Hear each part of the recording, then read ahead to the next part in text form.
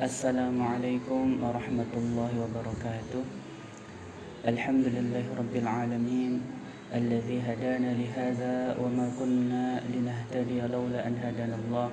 Asyhadu an la ilaha illallah wahdahu la syarika lah wa asyhadu anna Muhammadan 'abduhu wa rasuluhu la nabiyya wa la rasula ba'dah. Allahumma shalli wa sallim wa barik ala hadzal nabiyil karim nabiyina Muhammadin wa ala alihi wa ashabihi ajma'in. Amma ba'd. Ma'asyiral muslimin, Bapak Ibu sekalian yang mudah-mudahan senantiasa dirahmati Allah Subhanahu wa taala. Alhamdulillah, bersyukur kita kepada Allah di hari ini menjelang bulan Ramadan. Allah Subhanahu wa taala masih memberikan kenikmatan kepada kita, nikmat iman, nikmat Islam, nikmat sehat, nikmat sampai dengan saat sekarang masih dipanjangkan umur. Semoga Allah Subhanahu wa taala menyampaikan kita hingga bulan Ramadan. Allahumma ballighna Ramadan. Kita bisa melaksanakan seluruh aktivitas atau agenda-agenda kita selama bulan Ramadan dengan sebaik-baiknya. Tak lupa salawat dan salam juga semoga senantiasa tersampaikan kepada junjungan kita, qudwah kita Rasulullah Muhammad sallallahu alaihi wasallam, dan juga semoga salawat dan salam tersampaikan kepada keluarga beliau, para sahabat-sahabat beliau, wa man tabi'ahum bi ihsanin ila yaumiddin, dan juga orang-orang yang senantiasa mengikuti jalan Rasulullah, para sahabat dan para tabi'in, dan semoga semua kita senantiasa bisa istiqamah dalam jalan kebaikan ini hingga akhir hayat kita. Allahumma amin ya rabbal alamin. Ma'asyiral muslimin rahimakumullah, tentunya kita tetap bersyukur kepada Allah di tengah kondisi pandemi wabah COVID-19 atau virus corona yang tengah mewabah di tengah kita, di negeri kita Indonesia yang kita cintai ini. Tentu ada banyak hikmah di balik setiap peristiwa, dan yang terpenting adalah jangan sampai kemudian adanya wabah, adanya penyebaran virus ini melemahkan keimanan kita kepada Allah Subhanahu wa taala. Justru dengan berbagai peristiwa yang ada, apapun itu, hendaknya kita berusaha untuk menjadikan peristiwa itu sebagai sarana untuk menguatkan keimanan kita kepada Allah Subhanahu wa taala. Pada kesempatan yang berbahagia ini, yang cukup singkat ini, saya ingin membahas satu surah di dalam Al-Quranul Karim yang insyaallah saya yakin kita semua rata-rata sudah hafal, yaitu di surah Al-Baqarah ayat yang ke-183, yaitu satu ayat yang membahas tentang kewajiban untuk berpuasa. Saya bacakan ayatnya. A'udzu billahi minasyaitonir rajim. Ya ayyuhalladzina amanu kutiba 'alaikumus shiyamu kama kutiba 'alal ladzina min qablikum la'allakum tattaqun. Pada ayat ini sekali lagi saya sampaikan, kita tidak membahas tentang tafsir karena mohon maaf, saya juga bukan seorang ahli tafsir, dan sangat terbatas kemampuan saya pribadi untuk membahas kaitannya dengan tafsir. Ini saya pribadi wabil khusus terutama adalah ingin mencoba mengambil pelajaran dari surah Al-Baqarah ayat 183 ini. Paling tidak pada kesempatan kali ini ada 4 pelajaran yang ingin coba saya sampaikan. Ya, sesungguhnya kalau kita melihat kitab tafsir atau mungkin tadabbur yang disampaikan oleh para ulama, akan sangat banyak pelajaran atau faidah yang bisa kita ambil dari ayat Al-Quran, khususnya adalah surah Al-Baqarah ayat 183 ini. Tapi kesempatan kali ini perkenankan saya untuk menyampaikan 4 hal terkait dengan surah Al-Baqarah ayat 183 ini. Yang pertama adalah Allah Subhanahu wa taala menyeru dengan kalimat ya ayyuhalladzina amanu, wahai orang-orang yang beriman. Sebelum Allah memerintahkan untuk berpuasa, Allah menyeru dahulu dengan wahai orang-orang yang beriman. Ya. Ada satu hal yang mungkin sudah kita sama-sama fahami, di banyak tempat di dalam Al-Quranul Karim Allah sering menggabungkan antara kalimat amanu wa amilus salihat, orang yang beriman dan orang yang beramal saleh. Maka dua hal ini, yaitu antara iman dan amal soleh, ada kaitan yang sangat erat, terkait punya kaitan hubungan yang sangat erat, di mana orang yang keimanannya baik, maka insya Allah amal solehnya juga akan baik. Sebagai contoh, ini mungkin pernah diumpamakan iman itu ibarat sebuah motivasi, dorongan, tenaga yang mampu menggerakkan kita beramal soleh. Contoh misalnya, kalau kita ingin mendorong mobil dengan kita ingin mendorong sepeda misalnya, tentu tenaga yang kita butuhkan harus lebih kuat manakala kita ingin mendorong mobil. Itu bisa jadi kita tidak akan kuat untuk mendorong mobil kalau kita menggunakan tenaga yang kita gunakan untuk mendorong sepeda. Ini misal saja gitu. Nah, kira-kira begitulah gambaran antara iman dengan amal soleh. Ketika amal yang akan kita lakukan itu adalah amal-amal besar, maka kita perlu iman yang kuat pula untuk mendorong kita melakukan amal besar itu. Kalau iman kita belum cukup kuat untuk mendorong kita melakukan amal besar, bisa jadi kita tidak akan mampu untuk mengamalkan amalan itu. Gitu. Ibaratnya tadi, ingin beramal besar, ingin mendorong mobil begitu misalnya, tapi kita gunakan tenaga untuk mendorong sepeda, tapi kita gunakan iman yang ala kadarnya. Nah, maka ma'asyiral muslimin rahimakumullah, mungkin sudah banyak ustadz, ulama, kiai, orang-orang saleh yang para alim yang mengingatkan kita, kalau misalnya ini sebagai bahan introspeksi untuk kita semua. Kalau misalnya suatu ketika kita belum mampu untuk melakukan amal-amal besar, amal-amal saleh tertentu misalnya, karena memang bisa jadi atau boleh jadi iman kita belum cukup kuat untuk mendorong kita melakukan amal saleh tersebut. Misalnya, ini misal gitu. Kenapa ada orang yang belum mampu untuk berpuasa? Padahal mungkin secara fisik kuat gitu. Mungkin kalau kita lihat fisiknya kuat, seger gitu. Tapi ketika ditanya kenapa nggak puasa, kadang ada yang beralasan nggak kuat puasa. Itu ya, ini sekedar joke ya, atau candaan gitu. Jadi ada sebagian kota yang menerapkan PSBB ya, pembatasan sosial berskala besar gitu. Terus ada yang komen, orang-orang yang biasa nggak puasa, gimana ini PSBB, biasanya bisa makan di warung, sekarang nggak mungkin bisa makan di warung gitu, mau dibungkus malu kan. ini sekedar joke saja, candaan. Nah, mungkin pernah kita perhatikan gitu, ada orang-orang yang sesungguhnya dia mampu berpuasa, tapi ternyata dia tidak berpuasa. Apa sebab? Di antaranya adalah karena memang dia tidak memiliki iman yang cukup untuk mendorong dia untuk berpuasa. Nah, sesungguhnya puasa itu adalah amalan yang cukup berat bagi orang-orang yang tidak cukup imannya. Ini sekedar gambaran hubungan antara iman dengan amal soleh gitu, bahwa keimanan itu mendorong kita, memotivasi kita untuk beramal soleh. Sekedar untuk contoh misalnya, kita tentu mengenal ada begitu banyak sahabat, di antaranya misalnya adalah sahabat Abu Bakar As-Siddiq radhiyallahu anhu. Kita tahu betapa besar keimanan beliau, sampai seandainya ditimbang antara iman beliau dengan iman kita semua ini, masih kalah dengan keimanan beliau radhiyallahu anhu. Nah, contoh misalnya kuatnya iman beliau itu mampu mendorong beliau untuk menginfakkan seluruh hartanya. Sampai ketika kemudian ditanya oleh Rasulullah, apa yang engkau tinggalkan untuk keluargamu? Maka beliau menjawab, Allah dan Rasulnya. Luar biasa, sampai kepada tingkat keimanan yang begitu paripurna, begitu tinggi, hingga siap untuk menginfakkan seluruh hartanya. Ya mungkin kalau bahasa saya gitu, mungkin level iman kita itu baru cukup untuk menggerakkan kita untuk infak mungkin 10.000, mungkin 100.000, mungkin 1 juta dan seterusnya.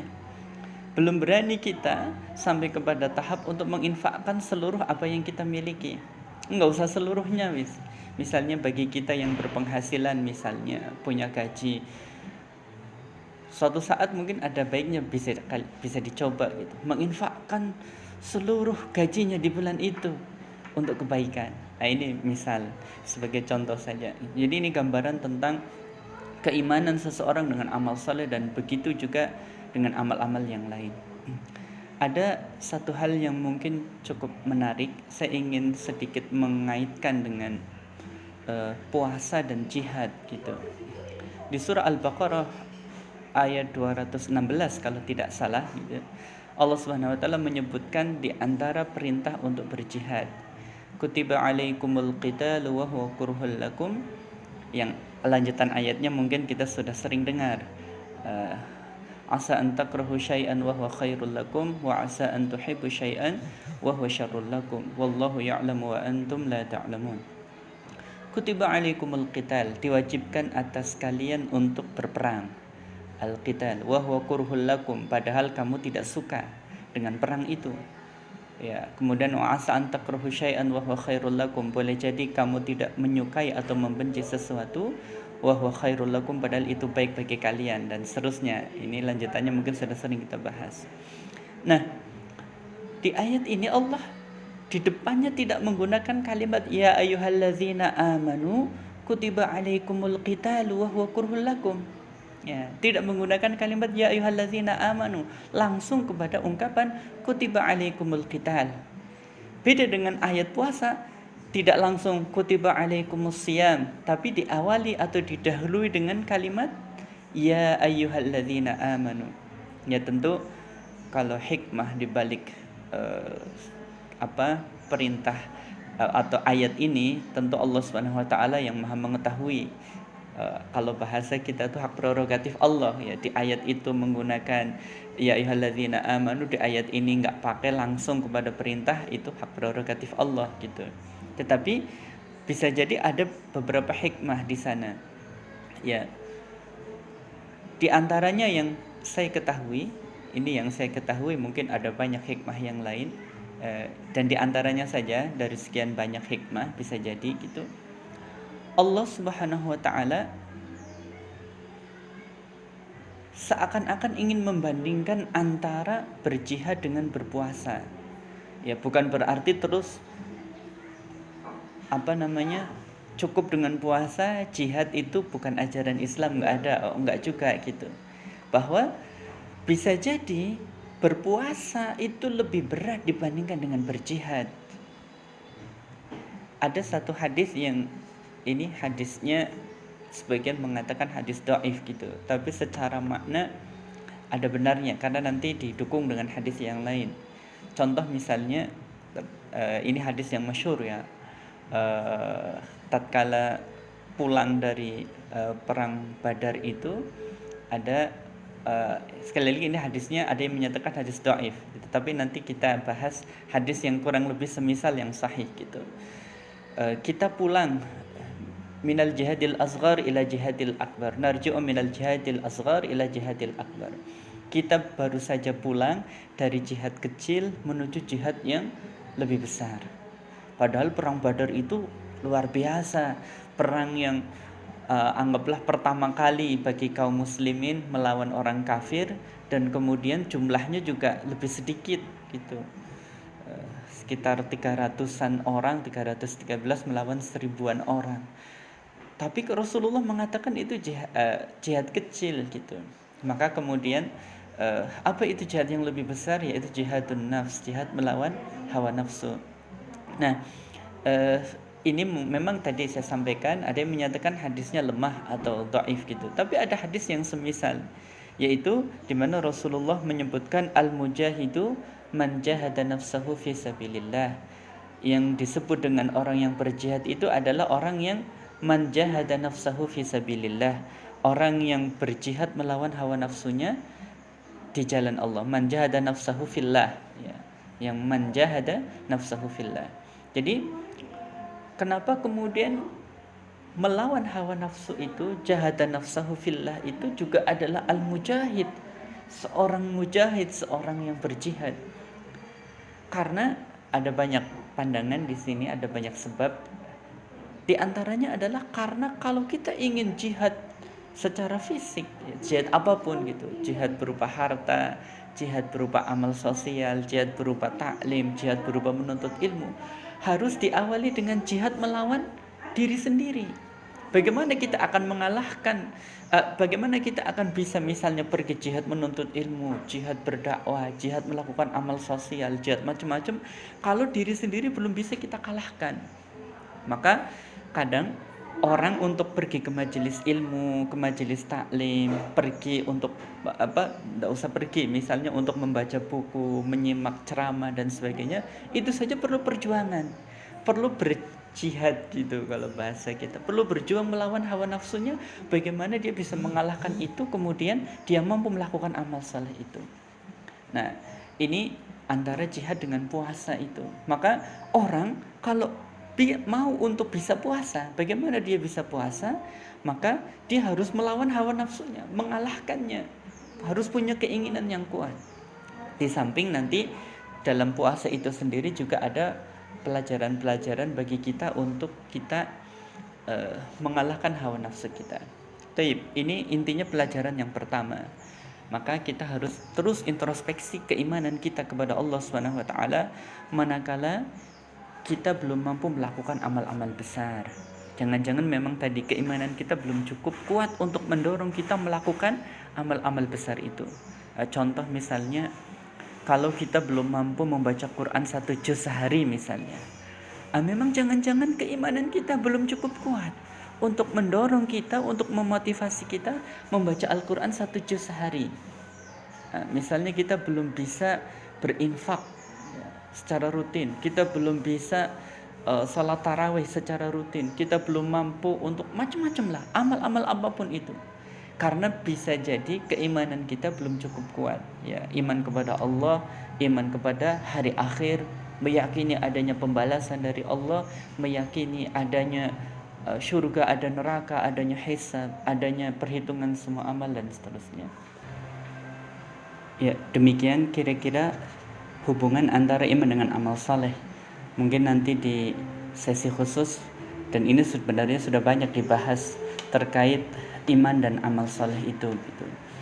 Maka amal saleh yang besar menuntut iman yang besar. Kalau iman kita masih kurang, ya tentu harus kita berusaha menguatkannya, mengingat kembali tentang hakikat iman kepada Allah, iman kepada hari akhir, iman adanya malaikat, yang malaikat itu ada yang bertugas mencatat amal kita, mengawasi kita, bahkan ada yang bertugas mencabut nyawa kita, kita meyakini itu bisa kapan saja. Maka insya Allah dan seterusnya, insya Allah itu akan semakin menguatkan iman kita dan kemudian akan mampu membuat kita semangat dalam beramal saleh. Kemudian yang kedua, ya, ini tentang kewajiban berpuasa. Inti dari ayat ini yaitu Allah menyebutkan kutiba alaikumusiyam, telah diwajibkan atas kalian untuk berpuasa. Maka ma'asyiral muslimin rahimakumullah, semua ulama sepakat bahwa puasa itu hukumnya adalah wajib, ya, bagi orang yang mampu untuk melaksanakannya, ya, fardu ain itu, ya, terkecuali orang yang memang tidak mampu, misalnya orang yang sakit keras gitu, orang yang sudah tua, ya, ada di ayat berikutnya nanti wa 'alal ladzina yutiqunahu fidyatun ta'amu miskin, ya, bisa mereka membayar fidyah. Tapi secara umum bagi orang yang memiliki kemampuan untuk berpuasa, dia sesungguhnya wajib untuk berpuasa. Dan ini juga sudah disepakati bahwa puasa adalah bagian dari rukun Islam, ya, bagian dari rukun Islam. Bunyal Islamu ala khams, dari mulai syahadatu an la ilaha illallah dan seterusnya, mendirikan salat dan seterusnya sampai kepada berpuasa di bulan Ramadan. Dan banyak hadis-hadis yang menguatkan tentang hal ini, ya, ayat Qur'annya jelas, hadis-hadisnya juga sangat jelas, ijma, seluruh ulama sepakat tentang kewajibannya. Maka kalau ada orang yang berpuasa dan mengingkari kewajiban puasa, dia mengingkari kewajiban berpuasa, menyatakan bahwa sesungguhnya puasa nggak wajib, sudah tidak relevan dengan perkembangan zaman, sudah pokoknya intinya cari-cari alasan biar tidak wajib gitu, maka dia bisa dihukumi sebagai orang yang kafir, Ya, kafir karena mengingkari ayat tentang kewajiban puasa dan mengingkari tentang hadis-hadis yang sangat jelas kesahihannya terkait dengan tentang hukum puasa. Tentu berbeda kalau kemudian orang yang dia tidak puasa tapi tidak mengingkari kewajiban puasa. Nah, ini ada perbedaan pendapat terkait hukumnya, yaitu dia tidak berpuasa, dia sebenarnya menyadari, iya saya tahu puasa itu wajib gitu, tapi gimana ya, saya begini-begini alasan, tapi sesungguhnya dia meyakini tentang kewajiban puasa. Ini ada yang tidak sampai menghukumi kepada kafir, hanya sebatas dosa besar. Wallahu a'lam bishawab. Tapi ala kulli hal, intinya puasa adalah sebuah kewajiban. Bahkan sampai ada kewajiban untuk mengqadha apabila dia tidak mampu untuk berpuasa atau ada halangan untuk berpuasa. Ma'asyiral muslimin rahimakumullah, terkait ini mungkin ada satu kasus nih. Ada satu kasus contoh misalnya, bagaimana dengan orang yang dulu misalnya, ini misal ketika muda itu masih jauh dari nilai-nilai Islam kehidupannya. Ya, saking mungkin jauhnya, sholat enggak, puasa juga enggak gitu. Tapi kemudian setelah sekian lama, mungkin setelah sekian tahun gitu, dia kemudian bertaubat menjadi orang-orang yang taat kepada Allah, berusaha untuk memperbaiki hidupnya. Kalau bahasa anak muda sekarang, hijrah lah gitu. Hijrah menjadi orang yang lebih baik. Nah, bagaimana dengan puasa-puasa yang telah dia tinggalkan sebelumnya? Apakah ada kewajiban untuk mengqadha atau sudah nggak usah karena sudah terlanjur terlewat? Ini mayoritas para ulama menyatakan tentang wajibnya dia untuk mengqadha puasa yang telah lalu, walaupun waktu itu dia sengaja meninggalkannya. Berbeda memang dengan salat ya. Salat itu ada sebagian ulama menyatakan bahwa tidak wajib mengqadha salat yang dia tinggalkan dengan sengaja. Misalnya tadi dulu dia mungkin mohon maaf, misalnya nakal, jauh dari nilai-nilai agama, terus salat enggak, puasa enggak gitu. Maka untuk salat dia tidak punya kewajiban untuk mengqadha salat yang telah lalu. Ya, tinggal dia bertobat dan seterusnya. Tapi ini satu pendapat. Tapi banyak pendapat yang masyhur termasuk kita di Indonesia dari kalangan Syafi'iyah atau mazhab Imam Asy-Syafi'i menyatakan tetap dia memiliki kewajiban untuk mengqadha salat yang telah dia tinggalkan. Jadi ini kaitan dengan salat. Nah, dengan puasa juga demikian ya. Kalau dia pernah dulu masa lalu mungkin ya tadilah karena nakal, karena mungkin jadi orang yang jauh dari nilai agama, maka dia masih punya kewajiban untuk mengqadha puasanya sejak dihitung mulai dari dia akil baligh ya, dari akil baligh ya. Bagaimana caranya ya, tinggal diperkirakan saja berapa tahun dia meninggalkan puasanya, tinggal dikalikan. Nanti setelah Ramadan dia bayarlah puasa itu dengan tujuan untuk mengganti puasa yang telah dia tinggalkan. Jadi taubat, jangan hanya sekedar ya Allah saya taubat, dulu saya enggak pernah puasa ya Allah, mohon ampun, mohon maaf ya Allah, tapi puasanya enggak pernah diganti, enggak pernah diqadha gitu ya. Itu tentu tidak sempurna taubatnya.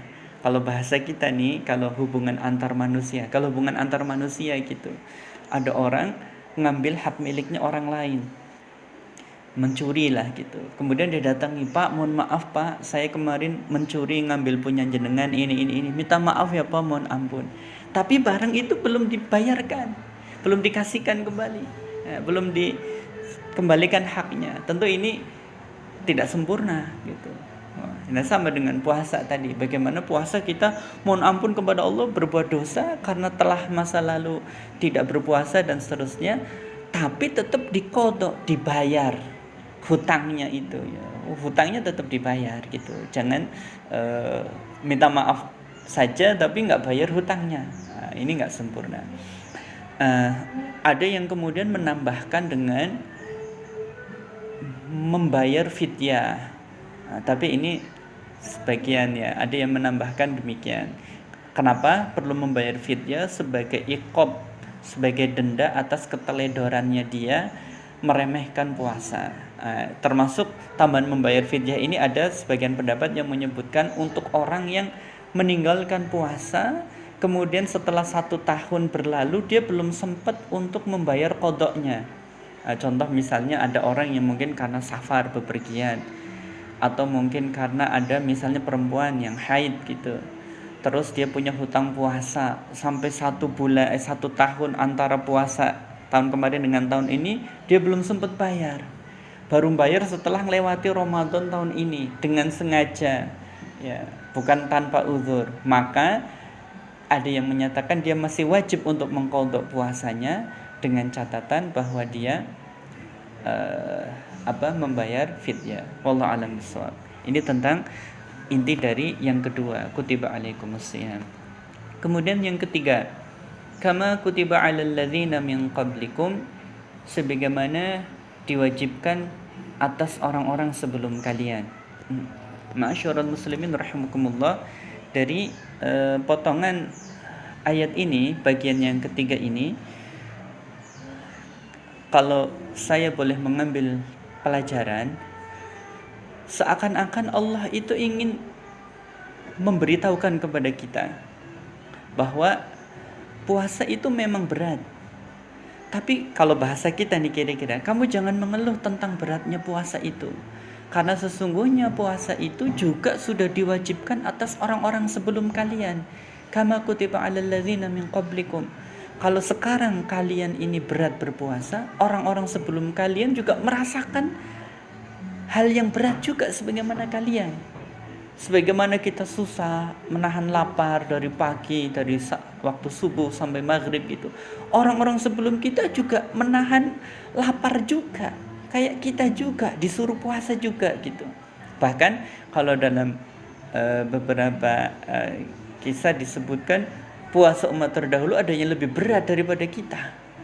Kita hanya sebulan gitu, 30 hari atau 29 hari. Ada umat terdahulu yang puasanya sehari puasa, sehari tidak, sehari puasa, sehari tidak, begitu terus gitu. Nabi Daud alaihissalam. Kita masih mending gitu. Yang sebulan saja kadang ada yang nggak puasa gitu. Apalagi kalau disuruh puasa sepanjang tahun begitu. Nah, ini diantara ibrah pelajaran ketika kita merasakan penderitaan dan kemudian kita diberitahukan, dalam tanda kutip ya, penderitaan atau tepatnya mungkin kesulitan lah ya, mungkin karena tidak kesulitan lah, masyaqah gitu, karena kesulitan berpuasa atau kesulitan yang lain, terus kita diceritakan tentang kesulitan yang juga terjadi pada orang lain, secara tidak langsung itu meringankan kita. Contoh gitu, kalau kita lagi kesulitan ekonomi lah, misalnya sekarang lagi ada wabah corona, banyak orang yang usahanya terkendala secara finansial, secara ekonomi mereka bermasalah. Ada yang biasa jualan tutup jualannya, ada yang biasa punya bisnisnya sepi dan sebagainya, ada yang biasa kerja harian kerjaannya terhenti dan seterusnya gitu. Mungkin sekarang lagi banyak yang kesulitan ekonomi. Tapi orang yang kesulitan itu, misal, atau mungkin kita yang mengalami kesulitan itu, kita mungkin yang biasanya bisa makan enak, akhirnya makan ala kadarnya. Bahkan mungkin ada yang biasa makan 3 kali sehari, mungkin makan hanya 2 kali dan seterusnya lah. Intinya mungkin ada hal yang kita rasakan berbeda gitu, ada kesulitan secara ekonomi dan seterusnya. Bisa jadi ketika kita diceritakan, Pak, Bu, jenengan itu masih mending loh, masih bisa makan. Coba itu ada orang yang untuk makan saja susah gitu. Jenengan masih mending, Pak, Bu, bisa makan sehari 3 kali, masih bisa untuk mendapatkan ini itu macam-macam gitu. Coba yang lain, ada orang yang begini. Kemarin ada kabar berita ya, orang yang dengar hanya cuma minum air galon gitu, saking nggak ada mungkin beras atau makanan yang bisa dimakan, hanya minum air saja gitu. Maka kita ketika diceritakan kondisi seperti itu, oh ya Allah, iya ya, saya memang kesulitan ini. Tapi ternyata ada yang lebih sulit daripada kita, ada yang lebih menderita daripada kita gitu. Maka akan muncul rasa syukur. Insya Allah kita bisa gitu. Yang lain saja ada yang lebih berat, mereka mampu bertahan bisa. Kita hanya kayak gini. Mungkin kira-kira begitu gitu. Ketika Allah memberitahukan ada kama kutiba 'alal ladzina min qablikum, sebagaimana puasa juga diwajibkan atas orang-orang sebelum kalian, sebelum kita, maka kita akan merasa, oh iya, kita ini puasa sebulan aja loh. Orang terdahulu tuh ada yang lebih panjang puasanya. Bahkan dulu awal-awal puasa itu ada ada awal puasa ya, sahabat waktu itu pertama-pertama puasa, syariat puasa itu adalah ada syariat bahwa ketika sudah tidur tidak boleh lagi makan. Bayangkan misalnya orang habis sholat isya, kemudian setelah sholat isya jam 8 tertidur misal tertidur dia, maka kalau sudah tidur udah nggak boleh makan lagi, terus itu sampai maghrib. Kalau kita enak puasa, syariat yang berikutnya bahwa puasa itu hanya mulai dari waktu subuh ya. Kulu washrabu hatta yatabayyana lakumul khaytul abyadu minal khaytil aswadi minal fajr summa atimmus siyama ilal lail. Itu di surah Al-Baqarah, itu lanjutan tentang ayat puasa itu sudah enak dari subuh sampai sebelumnya. Bisa jadi ada yang puasa dari jam 8 malam, jam 9 malam terus gitu, lebih panjang puasanya. Maka kama kutiba 'alal ladzina min qablikum itu menguatkan kita. Dan itulah beberapa pelajaran yang kita ambil dari ayat Al-Quran maupun dari hadis Rasulullah. Tatkala kita mengalami kesulitan, melihat orang lain juga mengalami kesulitan, insya Allah membuat kita semakin kuat menghadapi kesulitan itu, permasalahan itu gitu. Kita punya masalah, kita punya problem dalam kehidupan, tapi bisa jadi ada orang lain yang masalahnya, yang problemnya, yang kesulitannya lebih berat daripada kita. Contoh misalnya ini tentang perjuangan ya, dalam memperjuangkan agama. Ketika kaum muslimin berperang, kemudian mereka juga merasakan kesulitan berperang, mereka harus korban harta, bahkan korban fisik, jiwa, ada yang terluka, ada yang macam-macam. Allah menyebutkan misalnya, in takunu ta'lamun fa innahum ya'lamun. Kalau kamu merasakan susah, kesulitan, sakit, penderitaan dan sebagainya karena berjuang di jalan Allah, mereka juga orang-orang kafir, kira-kira begitu, itu juga seperti itu sebagaimana kalian. Mereka juga, kita berjuang dalam kebaikan, mengeluarkan harta dan sebagainya, orang-orang yang memusuhi Islam juga demikian. Mereka mengeluarkan harta, tenaga, pikiran, mereka merasakan capek, lelah, pusing dan sebagainya, sama kayak kita. Allah menyebutkan begitu, in takunu ta'lamuna fa innahum ya'lamun. Tapi ada tambahannya, wa tarjuna minallahi ma la yarjun.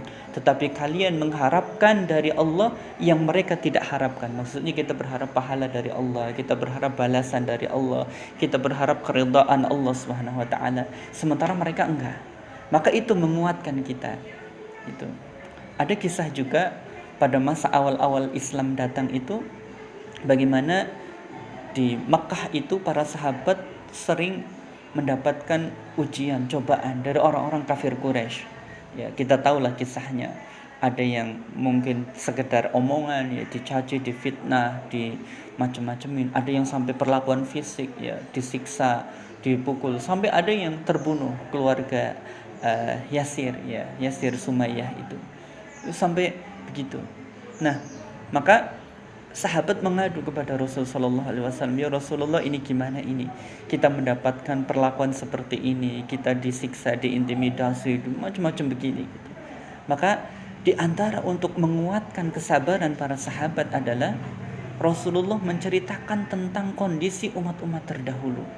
Dahulu ada di antara umat itu yang kepalanya disisir dengan sisir besi sampai terkelupas kulitnya. Ada di antara mereka yang digergaji badannya. Jadi menggambarkan kira-kira kalian merasakan penderitaan seperti ini, umat-umat terdahulu juga merasakannya. Bahkan ada yang lebih parah lah kalau bahasa kita. Ada yang lebih parah penderitaannya daripada kalian sekarang ini. Maka dengan diceritakan begitu, itu menguatkan. Oh iya, kalau saya sekarang merasakan hal yang sama, merasakan penderitaan, kesulitan, kesusahan, maka sesungguhnya umat terdahulu juga merasakannya. Sama dengan puasa itu tadi, kama kutiba 'alal ladzina min qablikum. Maka terkait penderitaan dalam kebaikan itu, dalam mempertahankan iman itu, ada ayat Al-Qur'an juga dalam surah Al-Baqarah itu Allah menyebutkan am hasibtum an tadkhulul jannah walamma ya'tikum mathalul ladzina khala min qablikum massathumul ba'sa wad-dharra wa zulzilu hatta yaqula ar-rasul wal ladzina amanu ma'ahu mata nasrullah ala inna nasrallahi qarib. Am hasibtum an tadkhulul jannah, apakah kalian mengira kalian akan masuk surga? Walamma ya'tikum mathalul ladzina khala min qablikum, sementara belum datang masa saat sebagaimana orang-orang sebelum kalian yang luar biasa ditimpa dengan berbagai macam musibah, dengan berbagai macam penderitaan. Masathumul ba'sa wadh-dharra wa zulzilu, diguncangkan, ya maksudnya hatinya guncang karena menerima perlakuan yang tidak mengenakkan dari orang-orang yang memusuhi mereka. Ya, hatta yaqula rasul, hingga sampai rasulnya, nabinya mereka, walladzina amanu, orang yang beriman, mereka mengatakan mata nasrullah, kapan pertolongan Allah itu datang.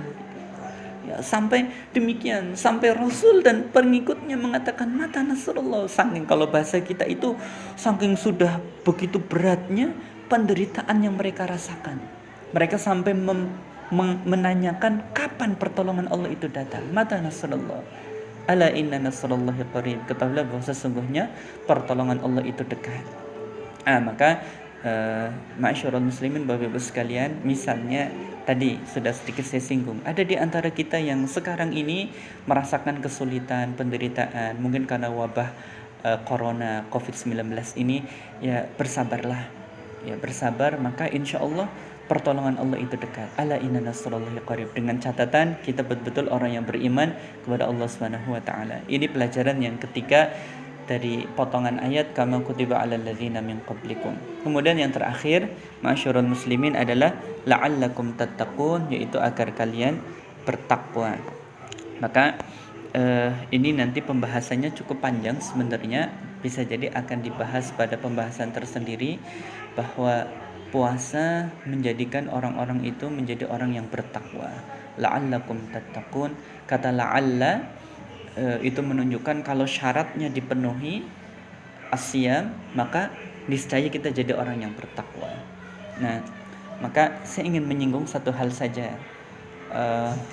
Ada mungkin pernah kita mendengar atau membaca, maksudnya mungkin kita pernah membaca buku dari seorang ulama, Dr. Abdullah Nasih Ulwan.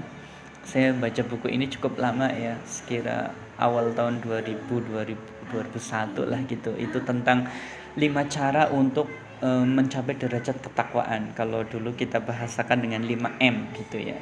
Ada mulai dari muraqabatullah, mu'aqabah, mu'ahadah, mujahadah, dan muhasabah dan mujahadah gitu.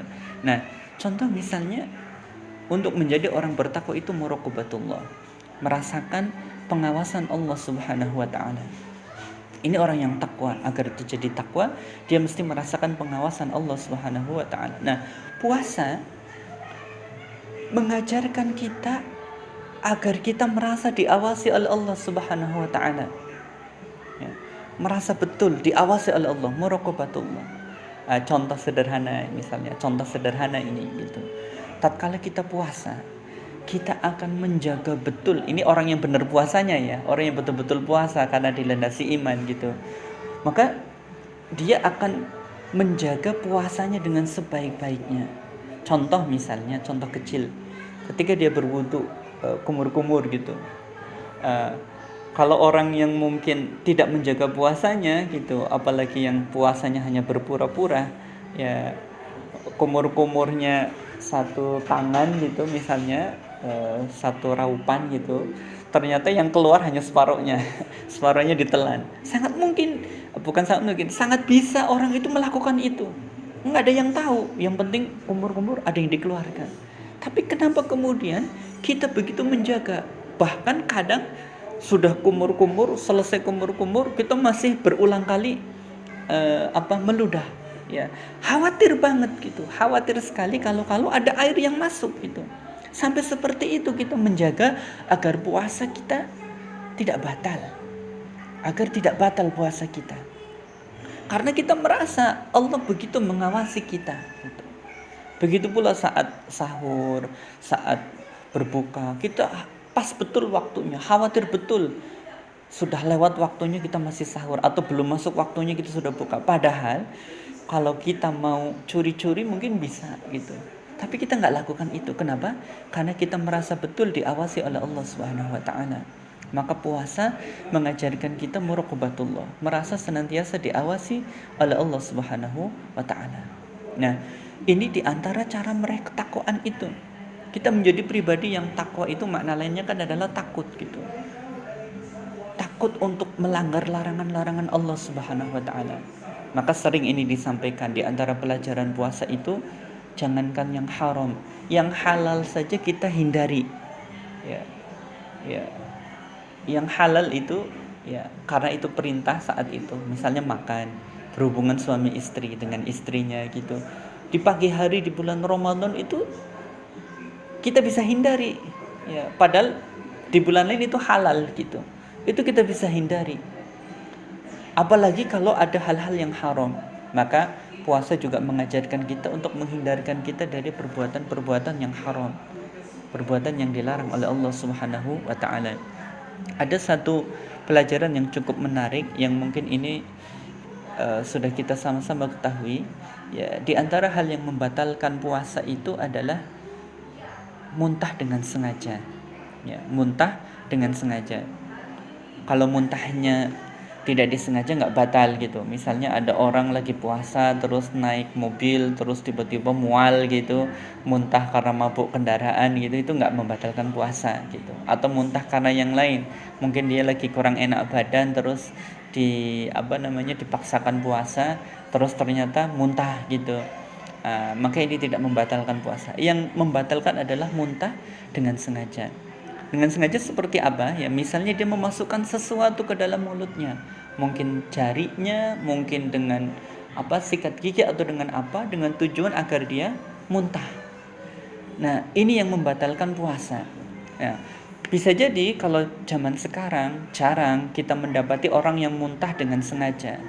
Tapi pada masa dulu, pada masa sahabat maupun salafus saleh, ulama-ulama dahulu, bisa jadi bisa kita jumpai, kita temui orang-orang atau perilaku muntah dengan sengaja ini. Saat apa? Yaitu saat mereka merasa khawatir, merasa ragu dengan apa yang baru saja dimakannya. Jadi kalau misalnya habis makan sesuatu, terus sudah makan, baru ngerasa, kayaknya ini mungkin gak benar ini, kayaknya ini gak halal, atau mungkin ada keterangan, ada informasi itu yang tadi dimakan gak benar dan sebagainya.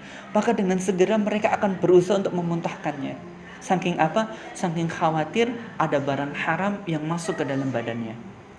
Begitu hati-hatinya mereka dengan hal yang haram itu. Nah, ini tentu menjadi pelajaran bagi kita agar jangan sampai kemudian kita menggampangkan urusan makanan.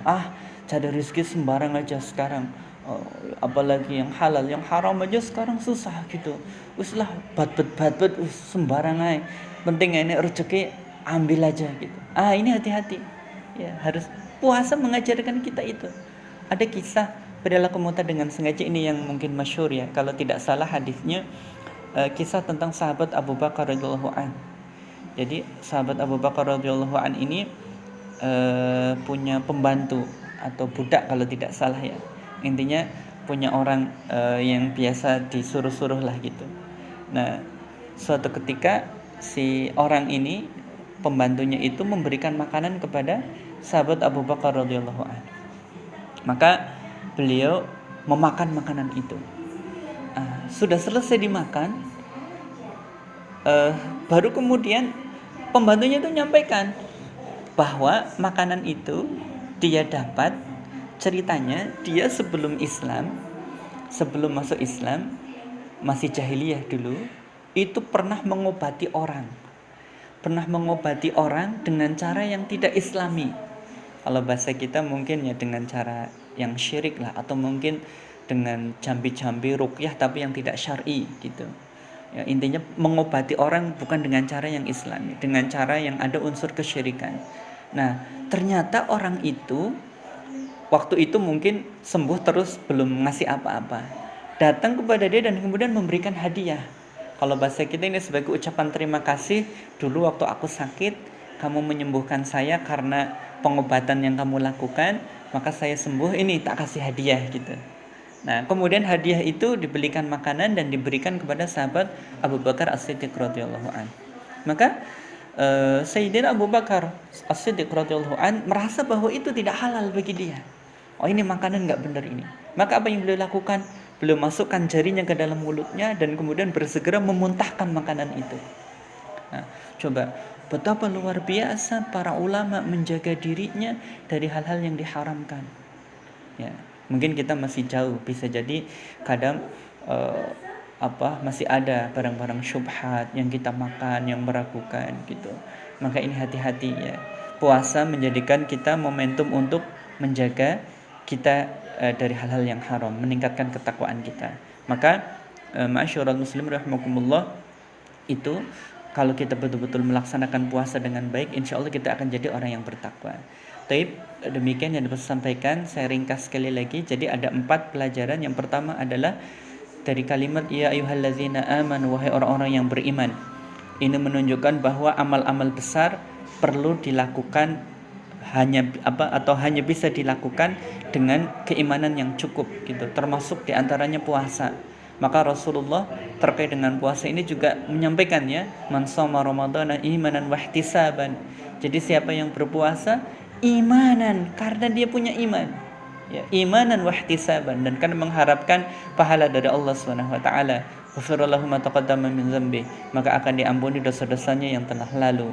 Ya, maka satu, kuatkan keimanan agar kita mampu melakukan amal-amal besar. Amal besar apapun, ya, termasuk puasa, termasuk baca Quran, termasuk misalnya ini Ramadan, bulan Quran, menghafalkan Quran.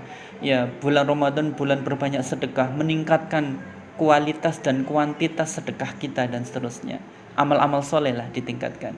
Kemudian yang kedua tentang kutiba alaikumusiyam, pelajarannya adalah wajib bagi kita untuk berpuasa. Ya, diingatkan kalau ada saudara kita, teman kita, kolega kita yang belum berpuasa agar mereka berpuasa, karena ini merupakan kewajiban. Kemudian kama kutiba alal ladzina min qablikum, bagian ketiga ini adalah pelajarannya bagaimana Allah ingin menguatkan kita dengan mengambil pelajaran dari orang lain. Maka kalau kita sedang dalam kesulitan, kesusahan, lihatlah orang lain. Ya, bisa jadi ada yang lebih menderita dan insya Allah itu menguatkan kita. Ya, ada istilah atau ada ungkapan unzur man asfala minkum wala tanzur ila man fawqakum. Ya, lihatlah mereka yang ada di bawahmu gitu. Kalau sekarang kondisi kita begini, lihat masih ada yang di bawah kita. Kita masih punya motor, alhamdulillah. Ada saudara kita yang enggak punya motor, hanya punya sepeda dan seterusnya. Begitulah gitu ya. Kemudian yang terakhir, yang keempat, la'allakum tattaqun, maka puasa insyaallah menjadikan kita sebagai orang-orang yang bertakwa, dengan catatan betul-betul puasanya dijaga dengan sebaik-baiknya ya. Dan mungkin nanti dalam kesempatan kita akan bahas beberapa tema yang lain. Wallahu a'lam bishawab. Mohon maaf jika ada kekurangan dan kekhilafan. Yang benar datangnya dari Allah Subhanahu wa taala, dan jika ada yang salah, yang keliru, itu datangnya dari saya pribadi. Saya akhiri, aqulu qouli hadza fa astaghfirullahal azim li wa lakum wa billahi taufiq wal hidayah. Wassalamualaikum warahmatullahi wabarakatuh.